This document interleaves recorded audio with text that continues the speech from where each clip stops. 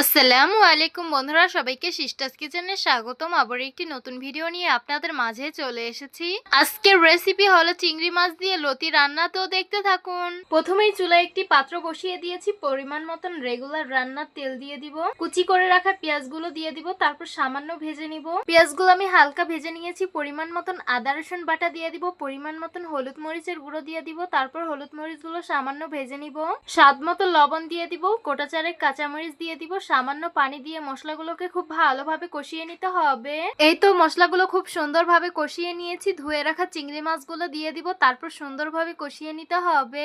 এইখানে আমি বড় ছোট চিংড়ি মাছ দিয়ে দিয়েছিলাম। লতি রান্নায় চিংড়ি মাছ বেশি দিলে খেতে কিন্তু অনেক বেশি ভালো লাগে আমার কাছে। এই তো মাছগুলো আমি সুন্দরভাবে কষিয়ে নিয়েছি। ধুয়ে রাখা লতিগুলো দিয়ে দিব, তারপর এটাকে সুন্দরভাবে কষিয়ে নিতে হবে।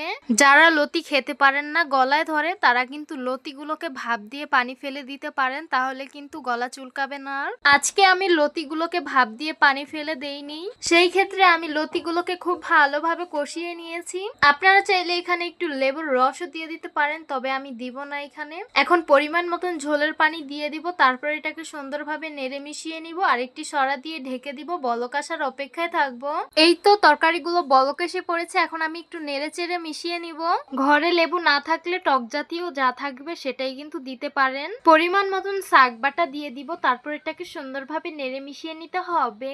লতি হতে কিন্তু বেশি সময় লাগবে না, কিন্তু আমারটা একটু বেশি সময় লাগবে, কারণ আমি পানিটা একটু বেশি দিয়ে ফেলেছি। যাই হোক, আমি অফ ক্যামেরায় পানিটা শুকিয়ে নিয়েছি। এই তো আমার রান্না হয়ে গেছে, এখন নামিয়ে পরিবেশন করে নিব।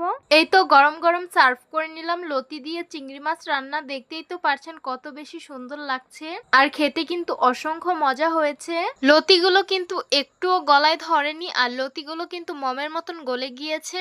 তো আশা করছি আমার আজকের রেসিপি আপনাদের কাছে অনেক অনেক বেশি ভালো লাগবে। ভালো লেগে থাকলে আমার ইউটিউব চ্যানেলটি সাবস্ক্রাইব করবেন, আর যারা আমার ফেসবুক পেজ থেকে দেখছেন পেজটিকে ফলো করবেন। সবাই ভালো থাকবেন, সুস্থ থাকবেন, আর সিস্টার্স কিচেনের সাথেই থাকবেন। আবারও কথা হবে কোনো নতুন ভিডিওতে। তাহলে আজকে এই পর্যন্তই। আল্লাহ হাফিজ।